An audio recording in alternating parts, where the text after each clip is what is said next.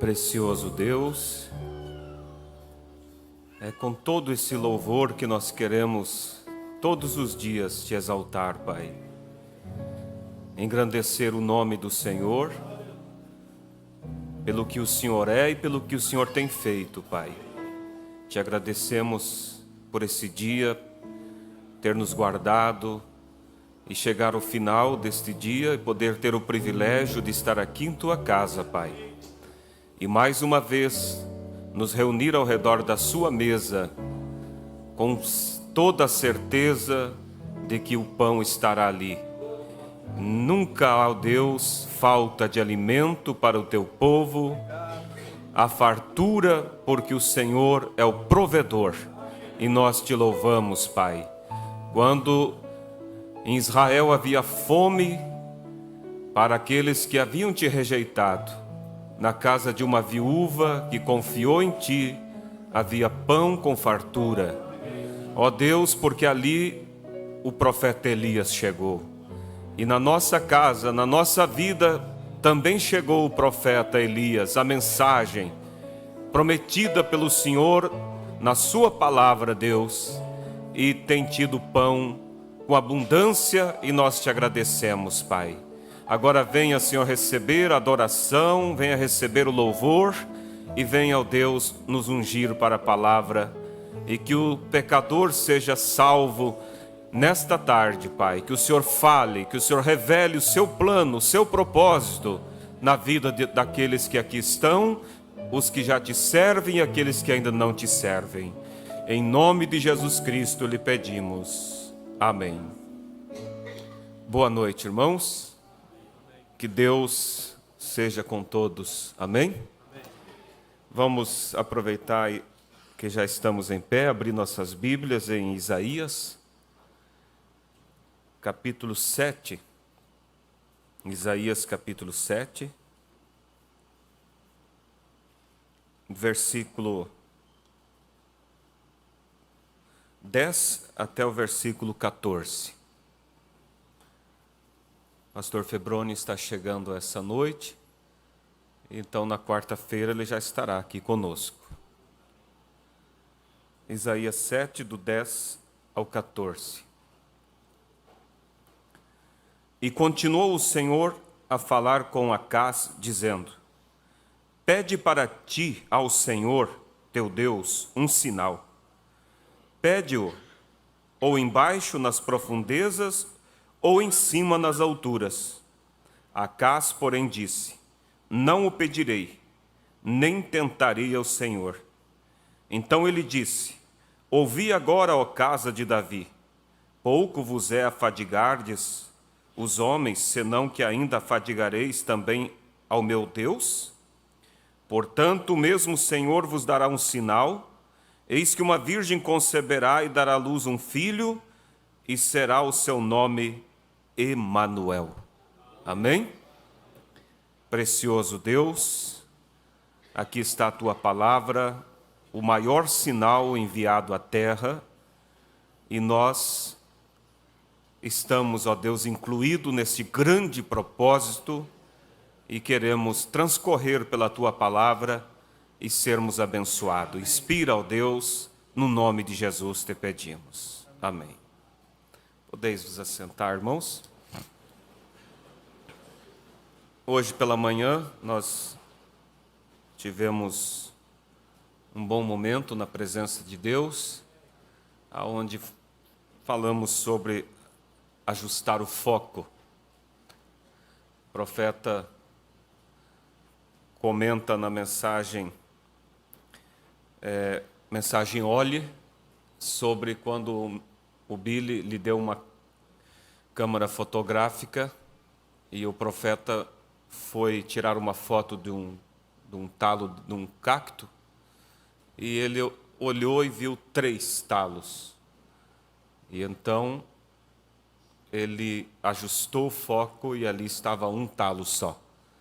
E ele usa como tipo que quando você não está com o teu foco ajustado, você vê muitas coisas que não existem. Você vê 3 deuses, você vê a obra, o caminho do céu totalmente alheio ao propósito de Deus. Mas quando você ajusta o foco pelas profecias, você vai ver somente aquilo que Deus tem para que você veja. E falamos sobre a necessidade de nós ter o nosso foco ajustado, porque às vezes nosso foco está em muitas coisas, mas menos no objetivo do arrebatamento. Às vezes o foco está só nos estudos, o foco está só nos entretenimentos, e assim vai passando, e o principal acaba ficando fora. Mas quando falamos isso, vem o argumento e a razão muitas vezes: mas eu sou um crente, eu vou à igreja. Agora você já parou para pensar quantas horas você dedica por dia para outros afazeres, como ao trabalho, ao estudo, à família, aos entretenimentos? E quando você vai ver quanto tempo você dedica para Deus, você vai ver que lá no gráfico ele vai ficar entre as últimas ou a última colocação.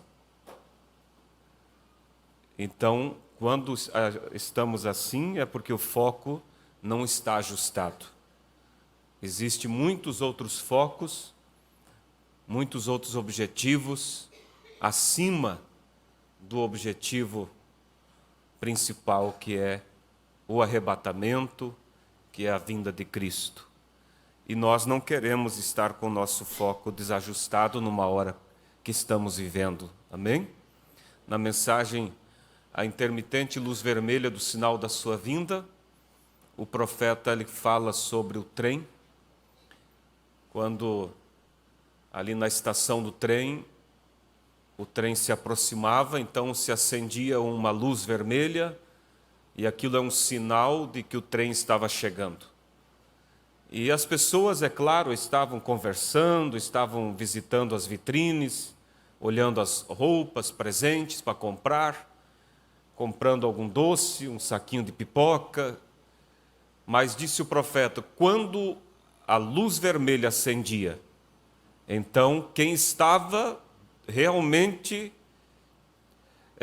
disposto a viajar, ele largava a mão do que estava fazendo, soltava os saquinhos de pipocas, e ele passava a mão na mala e se direcionava à plataforma de embarque. E isso é um tipo do que estamos vivendo hoje. O sinal vermelho, a intermitente luz vermelha do sinal da sua vinda tem acendido. O alarme já tem tocado. E aqueles que estão dispostos a viajar, eles têm largado mão de muitas coisas e têm se apegado realmente com aquilo que é o principal, uma vida de comunhão com Deus, uma vida de estabilidade espiritual. Não é tempo de brincadeira a hora em que nós estamos vivendo. E eu quero falar nessa tarde sobre a que hora nós estamos. É um tema onde mais voltado ao evangelismo. Eu espero que sempre os irmãos convidem pessoas, tragam pessoas para os cultos, especialmente domingo à noite, porque, como vimos também hoje pela manhã, na mensagem Convencidos e Então Preocupados, o profeta diz que as pessoas, por não estarem convencidas e não estarem preocupadas, elas não se preocupam em falar do Evangelho para os demais. Mas quando ele diz: nós estamos convencidos de que a hora está chegando, e estamos preocupados com a vinda de Cristo, nós vamos tentar ajudar mais alguém a entrar. E na época da Segunda Guerra Mundial, enquanto Hitler matava os judeus, houve um homem piedoso que propôs no coração dele salvar tantos quanto ele pudesse. E então, Schindler é o nome dele, ele começou a vender o que ele tinha. a gastar tudo que ele tinha. Era um grande empresário. E ele, então, com esse dinheiro, contratava judeus para trabalhar para ele. E assim foi tirando dezenas e centenas de judeus das câmaras de gás, da morte. E quando a guerra terminou, de tudo o que ele tinha, lhe restava só o seu carro. E ele chorou. Quando ele olhou para o carro, e ele disse: eu poderia ter vendido, e com o dinheiro desse carro eu poderia ter salvado mais tantas vidas. E então isso nos faz, irmãos, pensar que naquele dia, por mais que você tenha feito, você vai olhar e vai dizer: eu poderia ter ajudado mais alguém. Eu poderia ter falado do amor de Cristo para mais alguém. E às vezes há uma visão muito errada na vida dos crentes da mensagem, porque se interpreta mal a predestinação. Nós sabemos que o predestinado não se perde. E sabemos que quem é predestinado vai chegar. Alguém tem dúvida disso? Não, né? Mas aí é onde muitos se interpretam mal e aí cruzam os braços e diz: bem, então o predestinado vai vir. Mas você vai ver que o profeta diz em várias e várias mensagens que Deus predestinou pelo seu conhecimento antecipado. E quando aquelas pessoas estavam falando coisas absurdas sobre o irmão Branham, colocando ele no lugar de Cristo, dizendo que ele era o próprio Jesus, e aquilo machucou tanto o mensageiro, ele disse: colocar eu no lugar de Cristo? Eu prefiro chegar no céu como um desertor do que como um anticristo. E ele disse para aquelas pessoas: eu vou parar de pregar. E vocês vão dar conta pelas almas que se perderem no período que eu estiver parado. Aí você diz: como assim, almas que se perderem?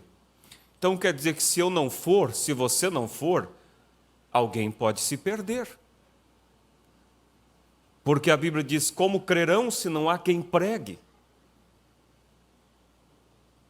Então é necessário que nós entenda isso. E nessa mensagem, o super sinal, o profeta lhe diz que, agora nessa que eu tenho aqui não está anotada, mas ele diz assim que Deus não predestina as pessoas pela sua vontade. Quantos leram e lembram? Se irmão pegar, né, a mesma ali que está na... Porque às vezes, irmãos, a gente descansa como que o que tem que vir vai vir. E esquece que você é o canal de Deus. Você é o vaso de Deus. É você que vai ter que ir e falar desse evangelho para as pessoas. No parágrafo 8, acho que é. Isso, ele diz assim, ó. Vamos ler desde o verso 7, parágrafo 7. Deus sabia o fim desde o princípio.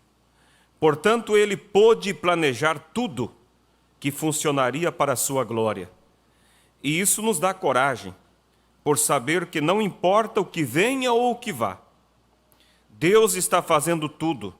O relógio está marcando a hora certa, pontualmente. Às vezes ficamos cansados, chateados, nós nos apressamos, pensamos: precisamos fazer isso ou fazer aquilo. Mas lembre-se, o relógio de Deus está exatamente no tempo certo.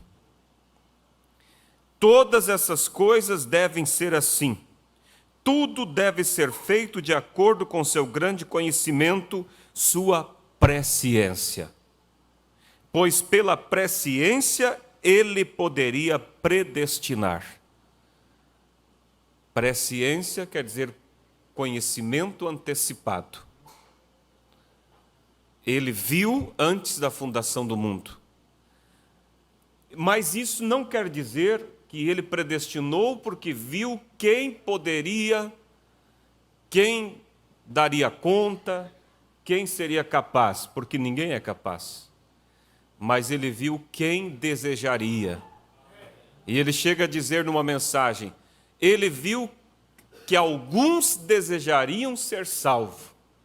E então ele teve que prover um meio para que eles fossem salvos. Então veja, ele nos predestinou pela sua presciência, pois pela presciência ele poderia predestinar, não por seu desejo. Ele não predestinou pelo seu desejo. Porque se fosse pelo desejo dele, todos estariam no céu. Porque ele não quer que ninguém se perca. Não pelo seu desejo, mas pelo seu conhecimento. Deus não predestina por seu desejo. Está claro aqui? Ele não está desejando que ninguém se perca. Mas por sua presciência, ele sabia quem aceitaria e quem não aceitaria. Amém? Ele sabia que você aceitaria, mas não seria capaz. Aí o que ele fez? Te predestinou. Ou seja, selou a tua chegada. Colocou o teu nome lá, porque o nome, a denominação diz assim, quem quer aceitar Jesus, levante a mão. Aí alguém levanta a mão e eles dizem, agora nesse momento o nome desta pessoa está sendo escrita no livro. O profeta diz, não, de forma alguma. O nome foi escrito antes da fundação do mundo. Somente chegou o momento de se manifestar. Por que ele escreveu antes? Porque ele viu o fim antes do começo. E ele viu que você levantaria sua mão, mas não teria nenhuma condição de viver uma vida cristã. Mas ele olhou e disse, ele me deseja. E ele escreveu o seu nome. E a partir do momento que ele escreveu o seu nome, a obrigação pela tua chegada é dele. Por isso que o predestinado não se perde. Não tem como se perder. Se você vai fazer uma viagem e você convida alguém para ir contigo, e nessa viagem tem muitos gastos, tem hotéis para pagar, tem alimentação, e você sabe que essa pessoa não tem condições, mas se você o convidou, automaticamente você está sendo responsável por ela. Quando Deus me convidou, Ele sabia que eu não tinha condição nenhuma, mas quando Ele me chamou, e eu pela graça dEle o aceitei, Ele tornou-se responsável por mim. Amém? Ele é responsável por você. E isso nos ajuda, né? Então, irmãos, é necessário que você fale de Cristo para alguém. Convida alguém. Entrega um folheto na mão de alguém. Eu vi a história de um menino. Era um dia de chuva. E ele saiu, creio que com o pai dele, né? Para entregar folhetos. Mas era um dia de chuva, então naturalmente não iriam ir. Mas, se não me engano, o menino estava mais animado, e vamos, e foram. E foram entregando os folhetos e havia o último folhetinho para ser entregue. E então ele olhou numa casa assim e disse, eu vou entregar ali. E ele chegou na casa e bateu palmas. Ninguém se moveu, ele insistiu. De repente, alguém abriu a porta. E ele disse, eu tenho um folhetinho de Cristo, da palavra de Deus. Deus lhe ama. E aquela pessoa se desandou em choro. Em choro. E pegou aquele folheto e no próximo culto ela estava na igreja. E aí ela deu o testemunho. Ela disse, eu estava naquele exato momento, em cima de um banco, com a corda no pescoço, eu iria me suicidar. Quando alguém bateu na porta. E se o menino não fosse? E se ele olhasse para o tempo? Por isso a Bíblia diz, quem olha para o tempo, nunca semeará. Então, vamos pôr essa responsabilidade. Você é um vaso de Deus. Você pode fazer. Agora, vamos ter consciência também, porque há muito orgulho no povo da mensagem. Isso é errado perante Deus. Há pessoas que pensam, se não for da mensagem, está perdido. E esquecem que tem a igreja. A noiva e a igreja são diferentes. A denominação põe tudo como uma coisa só, noiva e igreja. Mas você vai ver nas Escrituras que a noiva é quem sobe antes da tribulação, a noiva é quem vai se casar com Cristo, e a igreja passa pela tribulação. E ela vai encontrar o seu lugar no dia do juízo final, aonde a Bíblia diz que as ovelhas serão separadas à direita e os cabritos à esquerda. Então, não vamos pensar que se não conseguiu crer na mensagem, está perdido. Fala de Cristo para a pessoa. Se ela é predestinada para a noiva, ela vai ver mais. Mas se ela não conseguir ver o que você viu, mas ela conseguir ver que Cristo morreu por ela, pagou pelos seus pecados, e ela conseguir se entregar a Deus dessa forma, ela terá o lugar dela lá sim. Nós não aprendemos com o profeta essa questão de jogar tudo como perdidos. O próprio Mombrana diz numa mensagem, esqueça o título, ele diz assim: se o católico crer no sangue de Cristo, será salvo. Porque a questão não é a igreja, é para onde você está olhando. Agora, o que sabemos, que infelizmente são muito poucos lá fora. Por quê? Porque se você vê que na maioria deles, eles estão seguindo religião e não Cristo. Por isso Jesus diz, em Mateus 7, que naquele dia eles vão chegar e vão dizer: Senhor, nós falamos, fizemos prodígios, nós curamos enfermos em teu nome, expulsamos demônios, e Jesus dirá: apartai-vos de mim, praticadores de iniquidade.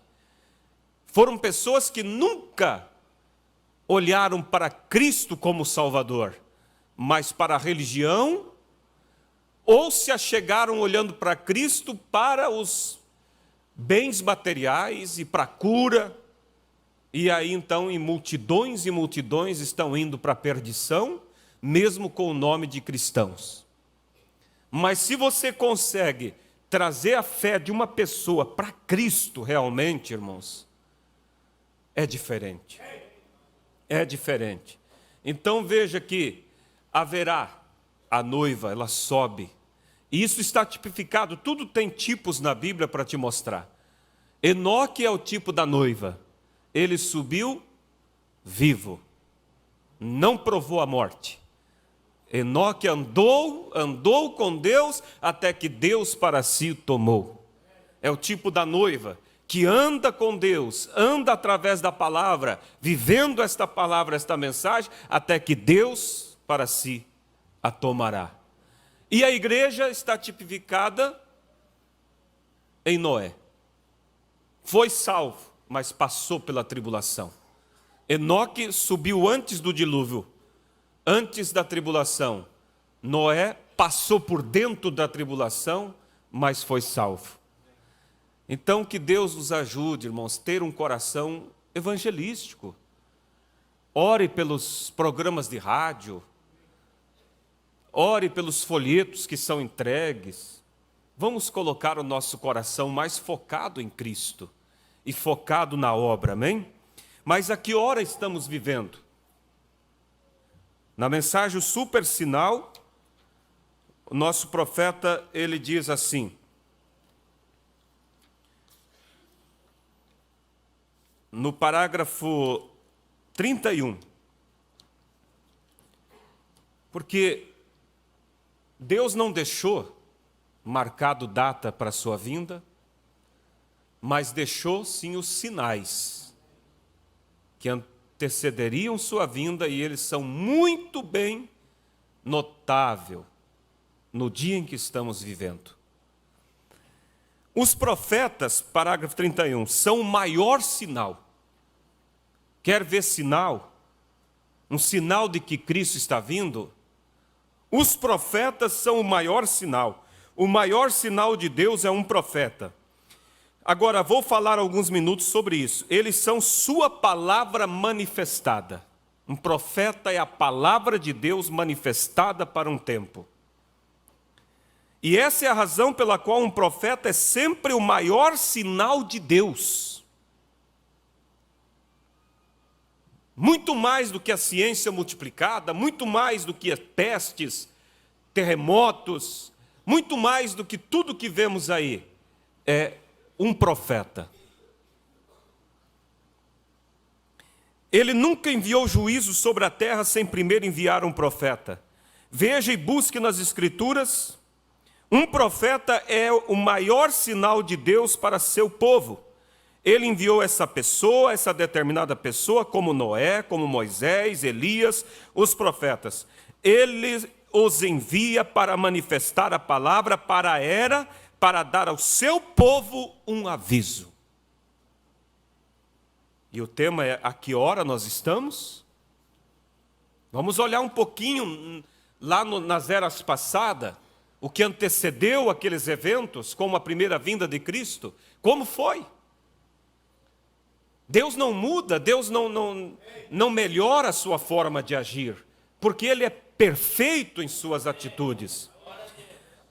A profecia de Malaquias dizia, Malaquias 3, eis que envio o mensageiro diante da minha face, e ele preparará o caminho diante de mim. E aí vem aqueles que não conseguem crer no vaso de Deus. Veja que havia aquela dissensão entre os irmãos nos dias de Paulo. Uns diziam, eu sou de Paulo, eu sou de Apolo, eu sou desse, eu sou daquele. E outros diziam, eu sou de Jesus. Está vendo? São dois espíritos errados. Mas o pior deles, sabe o que é? Não era aquele que dizia, eu sou de Paulo, eu sou de Pedro. Porque havia nos grupos, entende, a política. Não, eu sou de Paulo. O outro, não, eu sou de Pedro, Pedro é melhor. E havia aqueles que ria deles e dizia assim, eu sou de Jesus. Esse era o pior. Sabe por quê? Porque o que dizia eu sou de Jesus, ele não reconhecia Jesus em ninguém.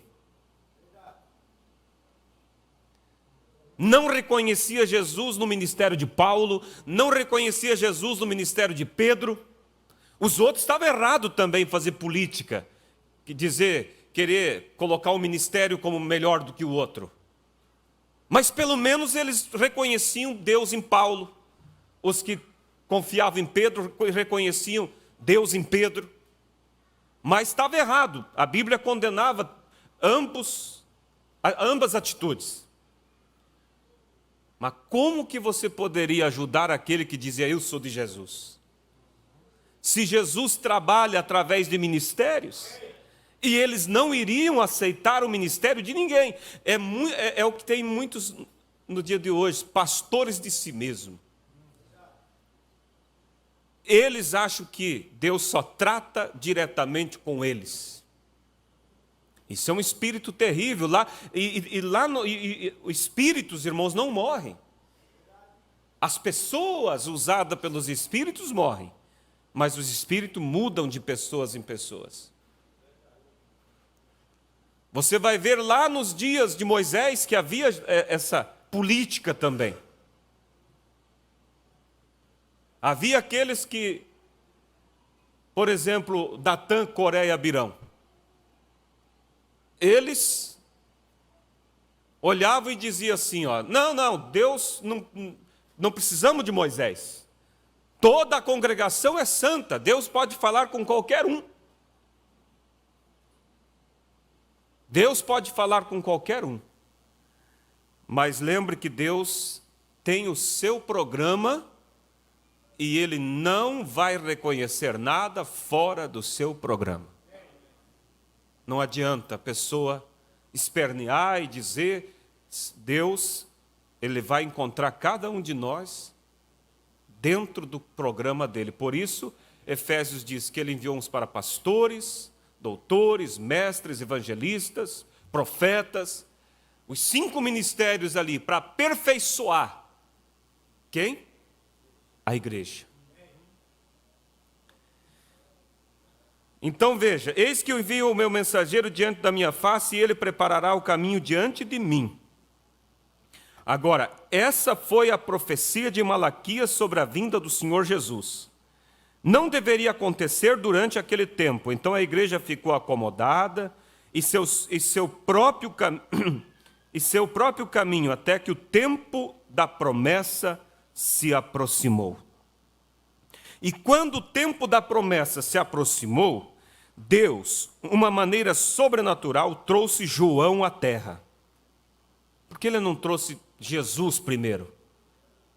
Porque o profeta tinha o ministério de preparar o caminho para a chegada do Messias.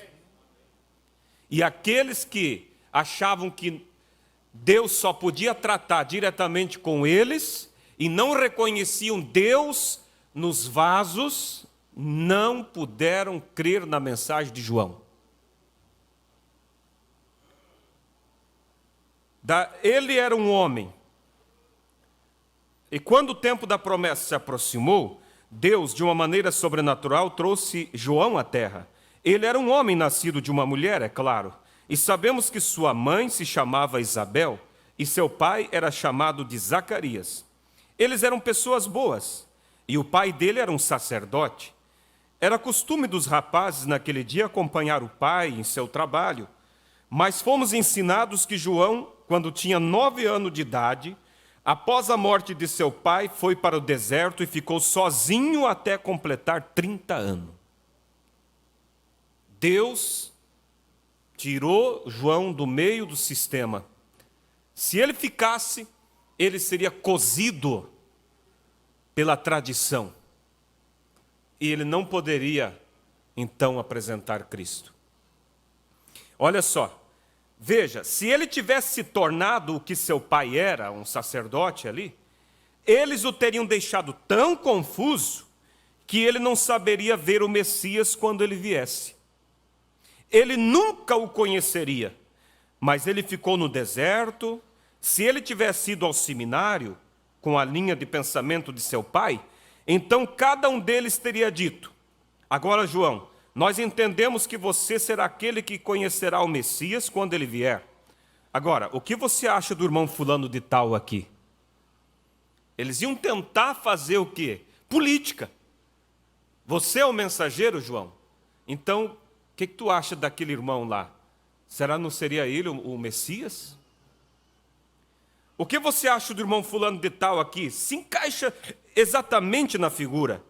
Que tal Caifás? Nosso sumo sacerdote hoje. Você não acha que ele é um homem maravilhoso?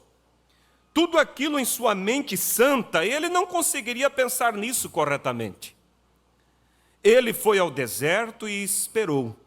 Seu trabalho era grande demais para a escolaridade. Seu trabalho era grande demais para a teologia. Ele tinha que anunciar o Messias e ele ficou no deserto. Vamos traçando aqui um paralelo para hoje. A que horas estamos? Lá eles estavam, eu chamo a atenção dos nossos visitantes para prestar atenção nisso, para que você veja pelas Escrituras a hora que estamos vivendo. Lá, eles estavam esperando Cristo em sua primeira vinda. Hoje, nós estamos esperando Cristo em sua segunda vinda. Lá, Deus levantou um homem chamado João, separou ele da religião, da teologia, da escola e o levou ao deserto, para que a mente dele não se misturasse com as ideias teológicas. E hoje, o que Deus está fazendo? Deus não está de férias. Deus não mudou. O Messias está vindo não para morrer numa cruz, mas para levar o seu povo redimido. E cadê o precursor da sua vinda? Observe a sua pregação, a pregação do João, né? Sua pregação era de acordo com a ética, ou melhor, sua pregação não era de acordo com a ética da teologia daquele dia. Você percebe que não era. Sobre o que ele falava? Machado na árvore, serpentes. Era tudo o que ele sabia. Ele foi criado no deserto. Isso é o que ele sabia. Serpentes, árvores, machados e assim por diante. E foi sobre isso que sua mensagem se baseou, na natureza. Quando ele disse, raça de víboras, quem vos ensinou a fugir da ira vindoura?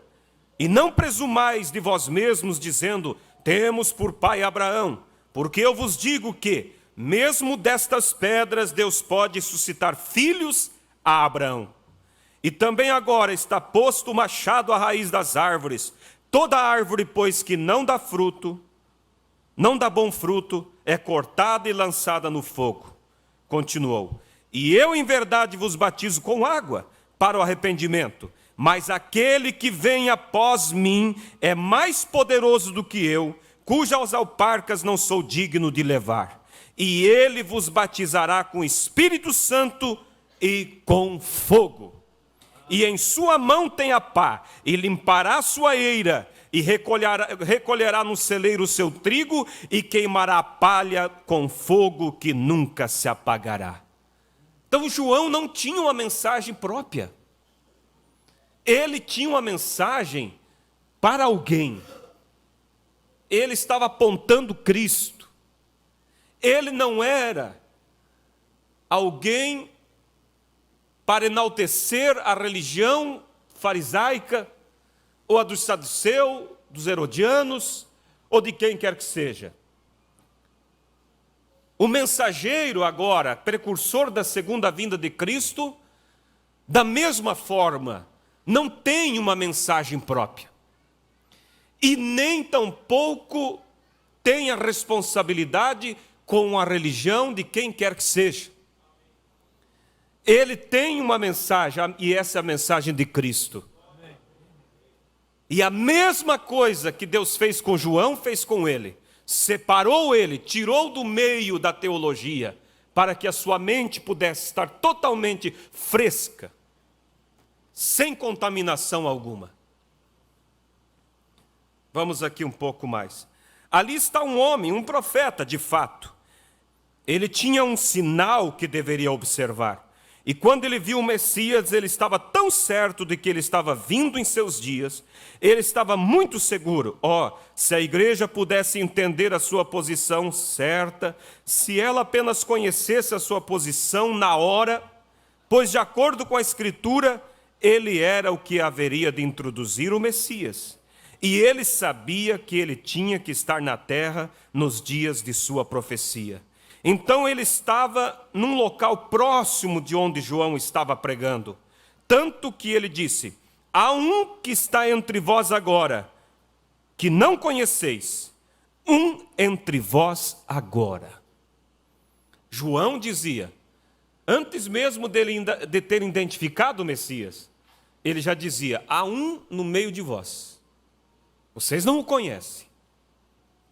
Mas ele já tinha recebido a notícia lá no deserto. E ele sabia como seria o momento que ele identificaria o Messias. Ele foi um homem enviado de Deus. Aqui já lemos, né?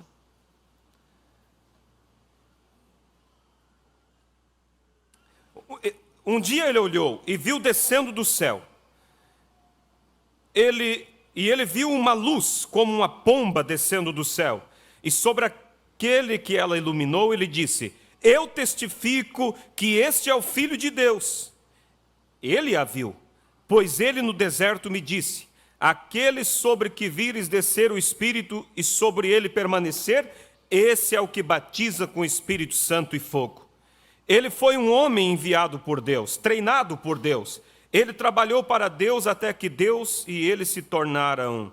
Ele era o profeta. E a palavra veio a ele na água, como eu disse outra noite. Ele era a palavra de Deus para o tempo da profecia de Malaquias. Malaquias disse que haveria tal pessoa, e João entrou em cena, um profeta, para cumprir a palavra do Senhor para aquele dia. Então ele era o sinal para Israel, se eles tão somente tivessem conhecido o sinal. João, se estão acompanhando, era o sinal de Deus para aquele tempo. Mas eles não reconheceram. Eles preferiram ficar com suas religiões. É o mesmo que vemos hoje. E, infelizmente, não havia outra forma de aceitar o Messias senão através da mensagem de João Batista. E, infelizmente, não existe hoje outra forma de ser arrebatado a não ser através da mensagem da hora. Felizmente, né? Felizmente. Não há outra forma. Porque se não fosse dessa maneira, haveria confusão. Então, felizmente, há só essa forma. Mas as pessoas preferem suas organizações, suas teologias, suas interpretações. Até os discípulos perguntaram: por que diz os escribas que que Elias deve vir primeiro? Ele afirmou: ele já veio, vocês não o conheceram. Deus faz isso de maneira tão simples para pegar aquela semente eleita, de tal modo que outros nunca vêm. Essa é a verdade. Quantos sábios existiam na Babilônia estudando astronomia, quando aqueles 3 sábios, no entanto, sabiam que naquele sistema solar, quando aquelas 3 estrelas se alinhassem, era o sinal de que o Messias estava na terra. Eles sabiam disso, eles criam nisso, e eles foram aqueles que viram as estrelas. O restante deles não viu. Elas estavam corretamente em sua constelação, mas eles as viram do modo como Deus lhes apresentou. É desta maneira que o Evangelho é hoje. Ele só pode ser visto do modo como Deus o apresenta a você. E se é apresentado a você fora da continuidade da Bíblia, então não é Deus lhe falando. Amém? Você não pode fazer a Bíblia mentir. Ela é infalível. Ela é a infalível palavra de Deus. E ela tem de concordar com a continuidade dele, com o restante de sua palavra. Ela não pode dizer isto em um lugar e algo mais em outro lugar, acertar ou errar. Ela acerta o alvo cada vez. A palavra o faz. Então você tem de fazer isto como uma continuidade do restante da palavra. Entretanto, a maneira dele sempre tem sido na palavra: enviar um profeta antes daquele tempo, antes que ele faça a sua palavra ser confirmada. Veja, mesmo ali, a dúvida. Por que dizem os escribas que Elias tem que vir primeiro? Jesus disse: ele já veio, vocês não viram. Mas na sequência, ele fala do outro também, porque nós estamos falando da primeira e segunda vinda aqui. O da primeira vinda foi João Batista. Em Malaquias 4 está a profecia de ambos os profetas, ambos com a unção de Elias, um para converter o coração dos pais aos filhos, esse João Batista. São Lucas 1,17. Você vai ler aonde fala sobre o nascimento de João e diz: e ele irá diante dele, adiante de Cristo, no espírito e virtude de Elias, a fim de converter o coração dos pais aos filhos. E não prossegue, citando o restante de Malaquias, porque o restante de Malaquias, quando diz dos filhos aos pais, não pertencia ao ministério de João. Pertencia ao ministério do profeta que antecederia a segunda vinda de Cristo. A Bíblia se fecha, irmão. A Bíblia é perfeita. E aí, você pode dizer, você que está dizendo que fala de 2 profetas. Vamos então a São Mateus 17. Quando os discípulos perguntam sobre Malaquias, Jesus responde também, um no passado e um no futuro. Em verdade, Elias já veio e não o conheceram, João Batista. Mas digo-vos que Elias virá e restaurará todas as coisas, futuro. Esse é o profeta, precursor da segunda vinda de Cristo, que veio com o ministério de levar a fé dos filhos de volta aos pais, a sua fé, de volta à fé dos pais apostólicos. A mesma doutrina, para que a mesma semente esteja pronta para ser colhida agora no rapto. Então a que hora estamos? Se ele não tivesse enviado o mensageiro, então a vinda de Cristo estaria muito para frente ainda. Mas nós vemos que ele já enviou. Ah, como que você sabe? Eu já vi, sabe o que, irmãos? Quando você pega uma pessoa assim, você mostra. Porque tem uma diferença em ser revelado e compreender. É diferente. Eu já vi pessoas compreender que o batismo é em nome do Senhor Jesus Cristo e nunca se batizar. Mas quando é revelado, irmão, aí ninguém segura.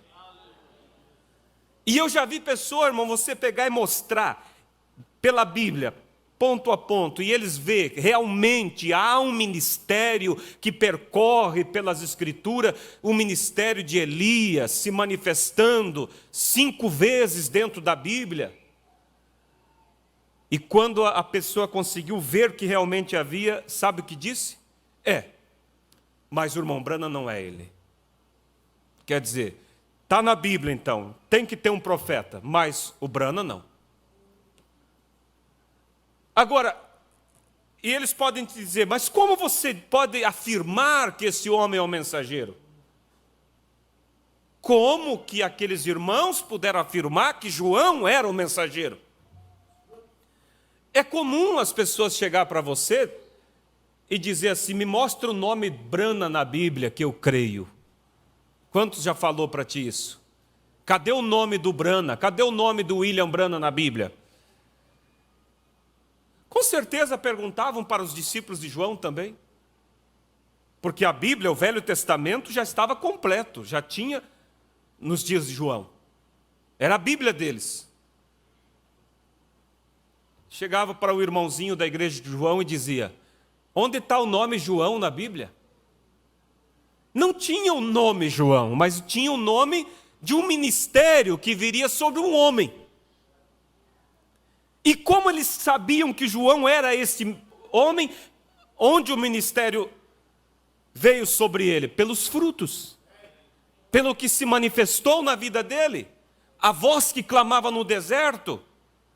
Tudo que a Bíblia falava sobre ele se cumpria exatamente na vida daquele homem.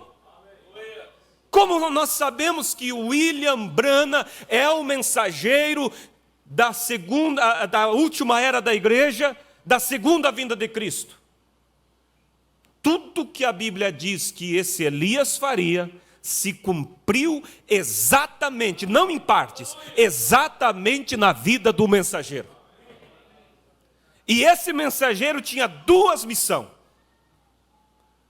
Uma, restaurar aquilo que tinha sido excluído pelo sistema. E a outra parte, revelar os segredos que estavam ocultos dentro da Bíblia. E ele cumpriu ambas partes. Restaurou, trouxe de volta tudo que o sistema jogou fora. E revelou Deus, Cristo, através dele, todos os mistérios ocultos da Bíblia.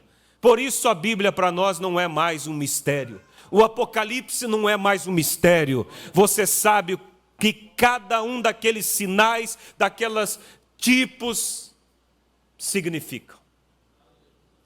Então veja, estamos na era da igreja de Laodiceia, onde eles são mornos. Eles podem ir à igreja, as pessoas vão, elas parecem ter zelo em ir à igreja, mas para saber alguma coisa sobre o Espírito, sobre o tempo em que eles estão vivendo, alguns deles são tão cegos quanto podem sobre estas coisas. Não importa o que Deus faça, o quão bem isso seja provado pela sua palavra, ainda assim eles não podem ver. Eu me pergunto se não é simplesmente como ele disse, tem olhos, mas não podem ver.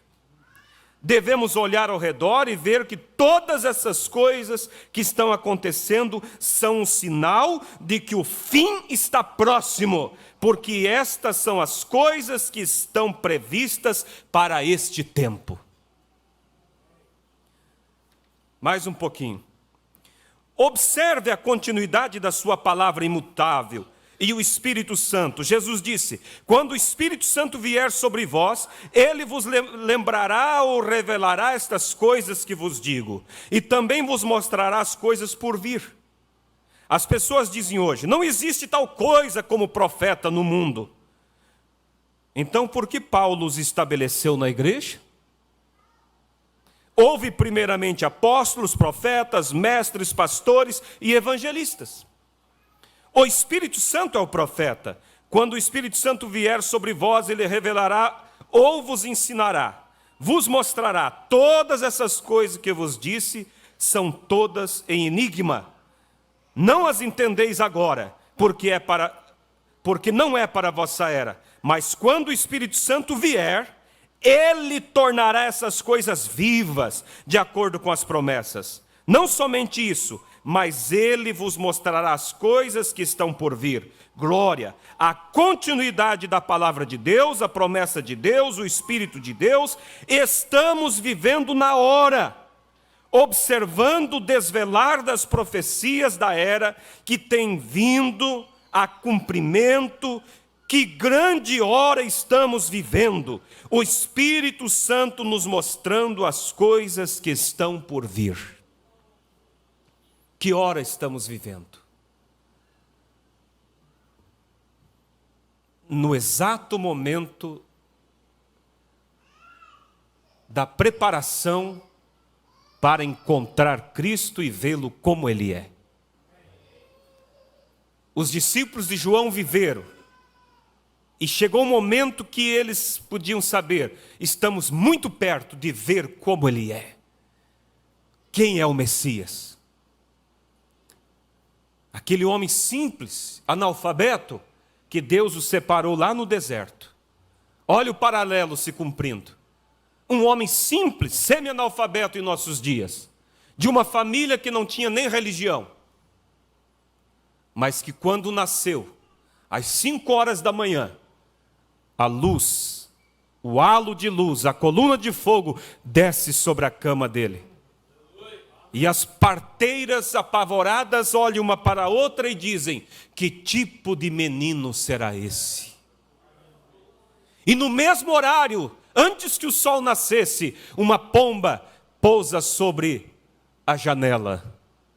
Sinais de que ali estava nascendo alguém com um ministério especial.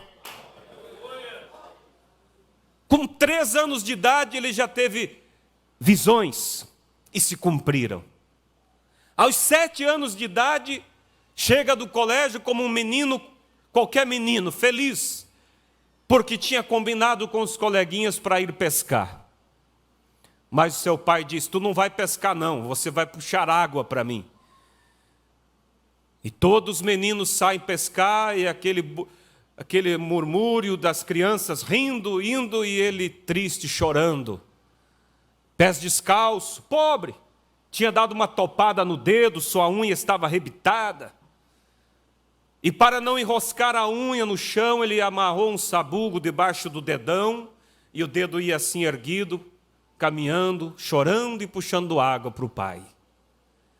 Quando ele para descansar debaixo da árvore, aquele vento sopra somente na copa da árvore. E ele sai debaixo da árvore para ver o que é que estava movendo as folhas, e uma voz falou, nunca bebas, nem fumes, nem corrompa teu corpo, porque quando fores mais velho, terei uma obra para ti. E ele sai correndo, gritando, se joga nos braços da mãe. A mãe, apavorada, acha que uma cobra o picou, e ele diz: mamãe, mamãe, um homem, que homem, meu filho? Um homem falou comigo. E o tempo vai passando, visões vêm, conta para a mãe, as visões se cumprem. Como qualquer jovem, desejava ter um lar, encontra uma jovem, começa a namorar, combina com seu amigo para irem até a cidade, comer alguma coisa no carro do amigo, para ali diante de um bar, compra um sanduíche, algumas Coca-Colas, traz dentro do carro, come, toma Coca-Cola. Quando ele volta para entregar as garrafas, ao voltar para o carro, sua namorada está fumando. E ela diz: oi, Billy, toma um cigarro para ti. E ele, lembrando daquela voz, ele disse: não, obrigado, eu não fumo. E o diabo sabia, ou desconfiava, né? Porque o diabo sabia das promessas, e sabia que haveria de vir um mensageiro, e ele estava observando todos que nasciam, e de repente ele vê alguém nascendo sobre um sinal, e o diabo começa então a persegui-lo. E o diabo entra naquela moça, quando ele diz: obrigado, eu não fumo. E ela diz: seu marica, nós mulheres somos mais fortes do que vocês homens. E ele então disse: me dá esse cigarro, quero provar se eu sou marica. E quando ele pega o cigarro, aquele mesmo vento desce sobre ele, e ele joga aquele cigarro no chão e sai chorando. E o seu amigo, olha que amigo, embarca no carro com as duas moças e vai atrás dele, rindo e dando sinal de luz e gargalhadas. E lá vai o nosso profeta chorando, atorando os campos, triste. E ele chora e diz: Deus, por que isso acontece comigo? Por que eu não posso ser como os outros? E o tempo vai passando. E depois que ele se casa com Hope, um certo dia ele chegando do trabalho, quando ele chega na porta que ele vai entrar, aquele mesmo vento sopra sobre a árvore que estava na frente da casa. E ele então cambaleia, fica tonto, e a esposa diz: o que foi, Billy? Você não está bem? E ele diz assim: querida, eu não vou comer. Eu vou entrar na mata e eu vou buscar a Deus, para que Ele me diga por que eu tenho essa vida estranha. Eu não me entendo. E se eu não voltar dentro de 3 dias, avisa o meu chefe que coloque outro no meu lugar. Porque enquanto Deus não falar comigo, eu não volto. E antes disso, ele tinha ido falar com o seu pastor, porque ele tinha agora se unido a uma igreja chamada Batista. E ele dizia: pastor, eu não entendo, mas eu tenho visões, essas visões se cumprem. E o pastor olha e disse: Billy, isso é do diabo. E aí o profeta fica mais apavorado e diz: meu Deus, eu amo tanto a ti, eu não tenho parte com o diabo. Se isso é do diabo, eu não quero isso comigo. E ele vai na mata, e ele ora, e ele escreve uma carta e diz: Deus, eu sei que o Senhor passa por aqui. E ele prega a carta na árvore e diz: quando passares por aqui, Senhor, lembra de mim, me salva, me ajude. No seu desespero, não tinha quem o ajudasse. Ninguém poderia ajudá-lo, porque era um ministério acima, que os demais não entendiam. E então nesse dia específico, quando aquele vento vem sobre a árvore, e ele diz para a esposa, e ele vai à mata, e ele vai até a sua caverna oculta, ninguém conhecia, só ele, e ele entra ali e começa a orar, e a chorar, e a dizer: Deus, por que eu sou assim? Por que as coisas são diferentes para mim? E por volta das 11 horas da noite, uma luz vem sobre o teto daquela caverna. E daquela luz aparece um homem, e aquele homem se põe entre a saída da caverna e o profeta, e ele não consegue escapar, e ele fica apavorado, e começa a tremer, e o anjo diz: não temas, Eu sou enviado da parte do Senhor para dizer a você que essa vida estranha que você tem é porque você foi enviado à terra para ser um líder. Tu levarás uma mensagem de cura a toda a terra. Tu orarás por reis e monarcas.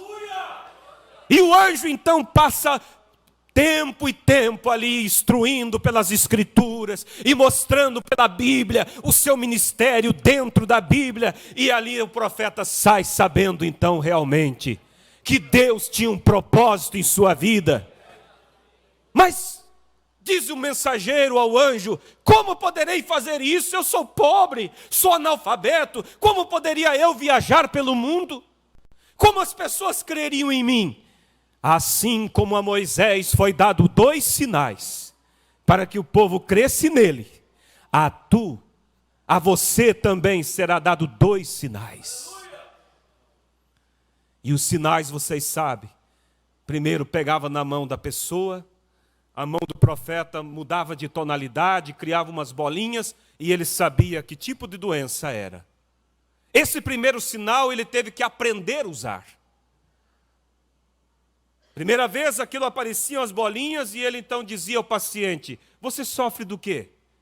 Eu tenho câncer, irmão Brana. Ah, então quando as bolinhas ficam nesse desenho é câncer. Outra pegava um tipo de bolinhas diferente. O que você tem, irmão? Tuberculose. Ah, sim, esse tipo de desenhos é tuberculose. Ele aprendeu a lidar com aquilo. Mas o segundo sinal foi maior. Ali ele podia discernir os pensamentos, as intenções dos corações. E tudo isso, irmãos, era para atrair a atenção dos grandes peixes. Mas os grandes peixes não foram fisgados pelo primeiro sinal, não foram fisgados, irmão, pelo segundo sinal.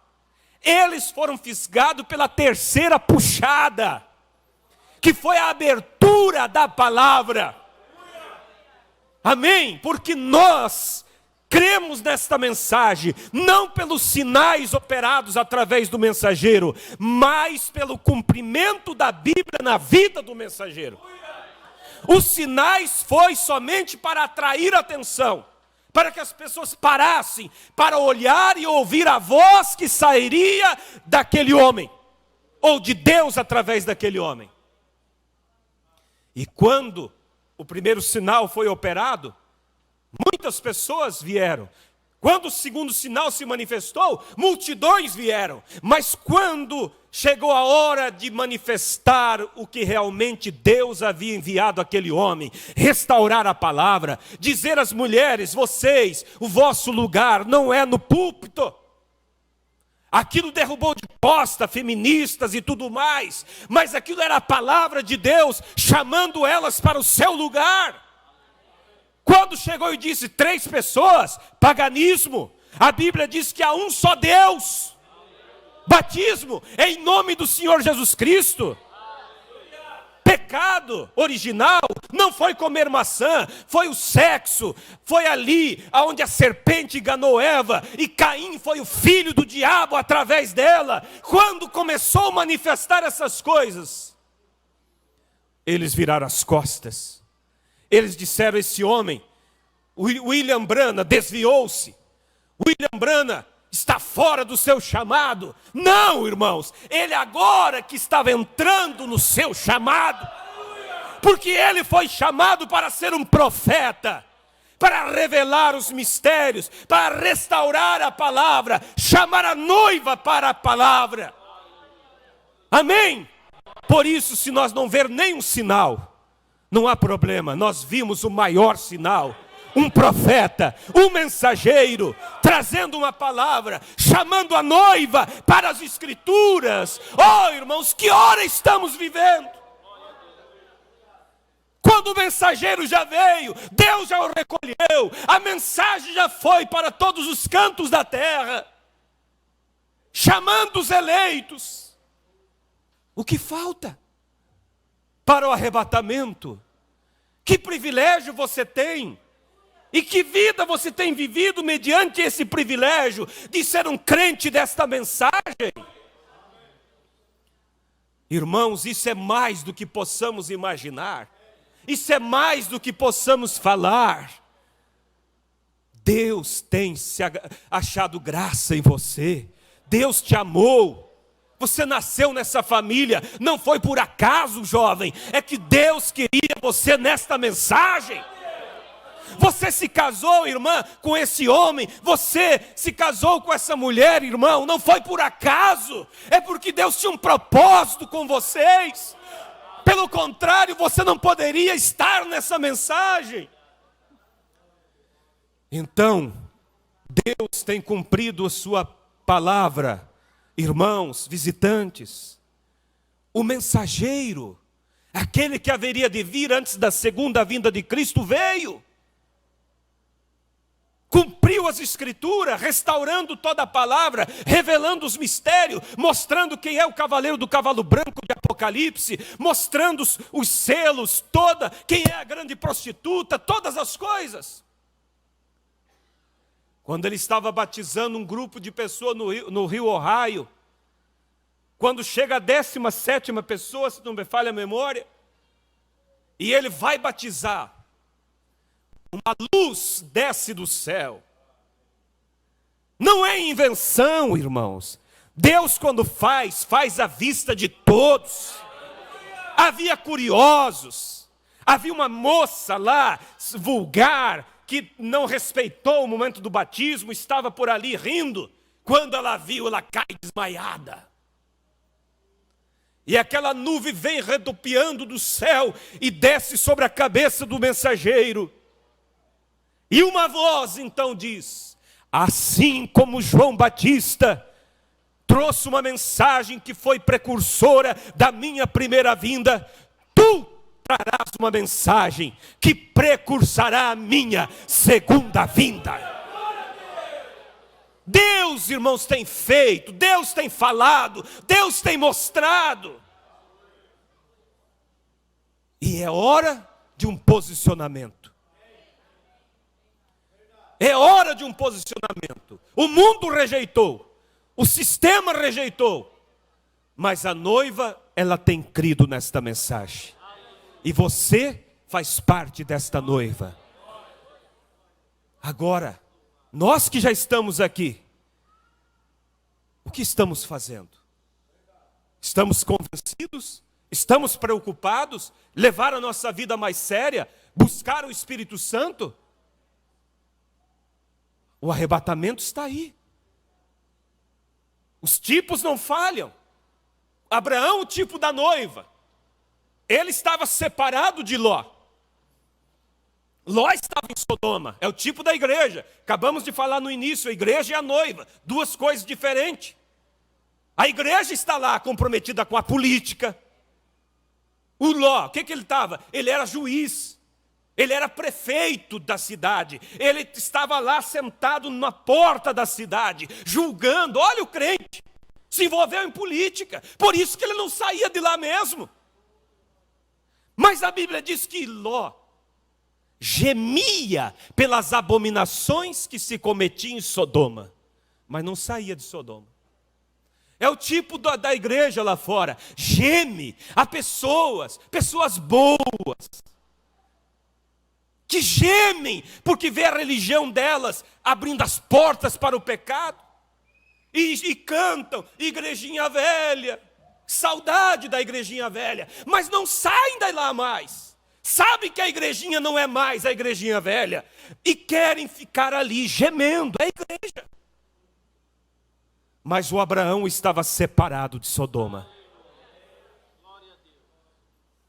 E olha, irmãos, que a última coisa que Deus tolerou, ou melhor, não tolerou, a última coisa que aconteceu e que ele não pôde mais tolerar, e que derramou a taça da sua ira, foi o pecado dos sodomitas, o homossexualismo. Veja que quando os anjos chegam para tirar Ló de arrasto, porque ele, mesmo vendo a coisa ruim, não saía, porque estava pegado com a política, pegado com tanta coisa. E 2 anjos aparecem, de uma aparência bonita. A Bíblia diz assim, que desde os velhos até as crianças, de todos os bairros da cidade, vieram para querer ter um caso com aqueles 2 anjos. E o Ló guardou eles dentro de casa e eles bateram ali e disse, ó, põe esses homens para fora. E Ló sabia do que eles queriam. Por isso Ló disse assim, eu tenho 2 virgens aqui. Eu as dou, olha a situação que Ló chegou para defender os anjos. Eu as dou a vocês, mas por favor, não toque nesses homens. Eles disseram, nós não as queremos, nós queremos eles. Não é hoje o que acontece? Eles não querem mulheres, eles querem homens. Elas não querem mulheres, homens, elas querem mulheres. É o mundo, é o sodomismo. E quando chegou nessa situação, Deus aparece para Abraão. Deus se revela a Abraão. E o fogo desce sobre Sodoma. Deus tem se revelado agora também ao Abraão, a noiva, através desta mensagem. E o fogo está para cair a qualquer momento, irmãos. Eu creio, sem dúvida alguma, que nós já estamos na prorrogação, porque o tempo já acabou. Acabou porque o profeta disse, o tempo, a vinda de Cristo está atrasada, disse o irmão Brano. Já era para ele ter vindo, mas a longanimidade de Deus ainda está estendendo um pouco mais para que você se posicione pela palavra. Você saia do sistema, saia do mundo, deixe a trindade, deixe o pecado, deixe o mundo lá fora, venha para Cristo. E você que já está na mensagem, ajuste seu foco, busque o Espírito Santo, pare de flertar com o mundo, pare com os entretenimentos. É hora, irmãos, de subir. Vamos nos colocar de pé. O tempo é avançado. Oh, quem dera que isso pudesse compungir os corações, a tal ponto de fazer você chegar em casa e dizer assim, eu vou fazer uma limpeza. Eu vou tirar essas roupas indevidas. Eu vou tirar esses cosméticos. Eu vou deletar esses contatos que só me influenciam para o mal. Se você quer expor o sinal, o profeta diz, dê um pontapé na televisão. Dê um pontapé nas revistas imorais. Dê um pontapé nos baralhos. Nos shorts, está escrito, é o mensageiro falando para a noiva. Mas o que estamos fazendo? Quando Esther, irmãos, ouça isso aqui. Quando Assuero, a sua esposa Vasti, desrespeitou ele, quando ele a chamou para apresentar ela aos seus amigos reis, e ela disse, não vou. Desculpa, irmãos, estar falando isso, mas devo falar. Há um espírito, irmãos, feminista em nossos dias, e que se as irmãs não se cuidam, tem pegado muitas. Não querer ser submissas. É o que se prega lá fora, é o que se ensina lá no colégio. Mas a mensagem, irmãos, Sara chamava Abraão de Senhor, meu Senhor. Ela reverenciava. E Abraão amava, honrava sua esposa também. Cristo disse, maridos, amem vossas esposas como Cristo ama a igreja. Você tem agido assim com ela? A hora é avançada, irmãos. E Vasti disse, eu não vou. Então ele deixou ela. É o tipo de que Cristo também, a igreja se rebela contra ele, ele a deixa. E ele busca alguém que se submeta a ele. Então foi a notícia para que as virgens viessem, porque ele iria escolher alguém para tomar o lugar de Vasti. Havia entre elas uma, chamada Ruth. Esther, desculpa. E Esther tinha, e a Bíblia diz que elas foram levadas em um local onde tinha um mordomo, o nome dele? Mordecai. E ele então trabalhou com elas, ensinando as boas maneiras, ensinando como se vestir, ensinando tudo que o rei gostava. Mas havia um teste final. E é nesse teste que muitos têm falhado. Depois de, creio que por um ano, né? Ele as ensinou, as instruiu. Elas sabiam de cor e salteado que roupa que o rei agradava, como elas deveriam chegar perante o rei, como elas deviam falar, tudo. É o que acontece conosco. Nós temos sido ensinados, sabemos tudo da mensagem, tudo o que Deus quer para que possamos chegar no rapto, nós sabemos. Mas quando chegou o dia dela se apresentar, ele disse, é o seguinte, vocês têm a liberdade de escolher com que roupa querem ir, como querem se vestir. Aí, irmãos, aflorou aquilo que estava dentro delas. Mas Esther, quando chegou a sua vez, ele disse, pode escolher alguma coisa? Ela disse, não, eu vou exatamente da forma que você me ensinou. Você conhece o gosto do rei. Vista-me de acordo com aquilo que o rei tem pedido. E quando ela chegou diante do rei, ele a reconheceu como alguém que deveria se assentar com ele. Irmãos, é isso. Deus dá a liberdade. Não é proibido. Mas você fique com aquilo que o mordomo tem ensinado. Fique com aquilo que o mensageiro tem ensinado. Feche seus olhos. Precioso Deus e eterno Pai. Meu Deus, que hora estamos vivendo, Pai. É um tempo, Deus, de um despertamento, mas há uma sombra escura sobre a igreja, em todos os lugares, tentando levá-los a dormir, a se descuidar, ó Pai, de suas vidas. Mas o Senhor terá uma noiva, como falamos domingo passado, na carta que o Senhor escreveu a ela, através do mensageiro. E ela será uma super raça. Ela vai representar 100% a tua vontade, Pai. E eu quero estar entre esses. E eu sei que esses irmãos aqui querem também, por isso eles estão aqui esta noite. Que o Senhor nos leve a sermos mais zelosos. Que o Senhor ajude como pais e mães, ensinar nossos filhos ao temor do Senhor. Que eles vejam em nós o exemplo de cristãos. Pai, não deixa dormirmos o sono da perdição. Ajuda-nos, Senhor. Em nome de Jesus, vida mais perto de Ti.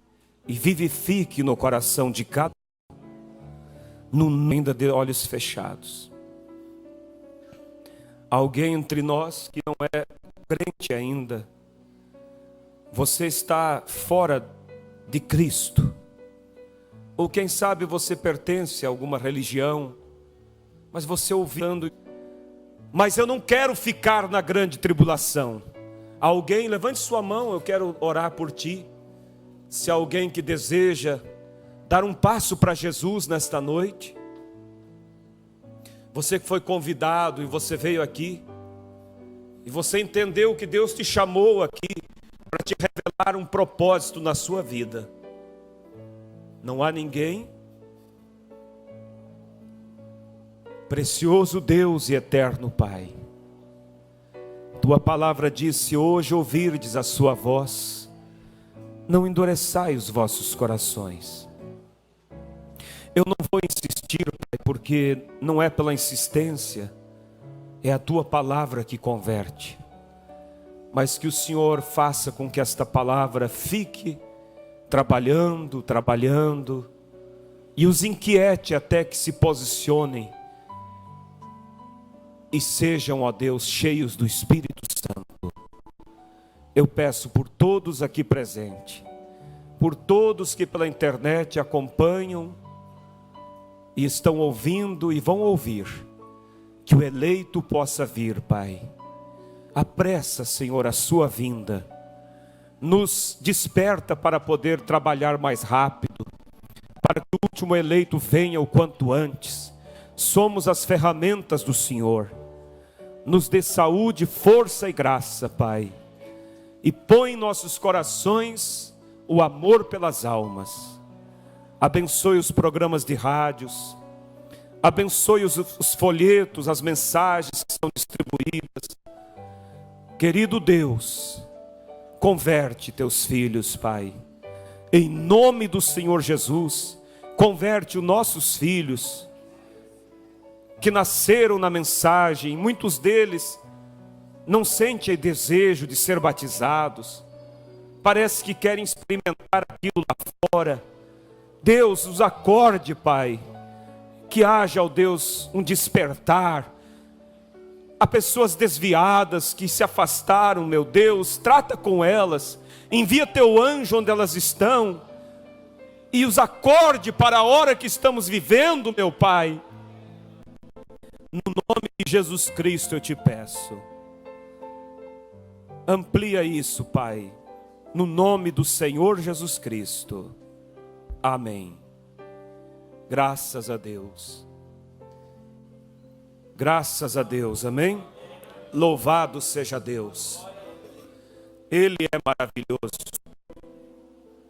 Você é feliz por essa mensagem? Mesmo com todas as falhas que você tem, mas Deus te chamou. E é melhor estar aqui do que lá fora.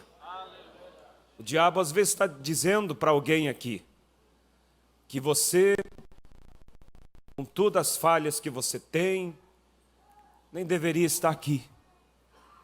É melhor estar aqui do que lá, porque aqui a palavra te conserta. Só não seja hipócrita.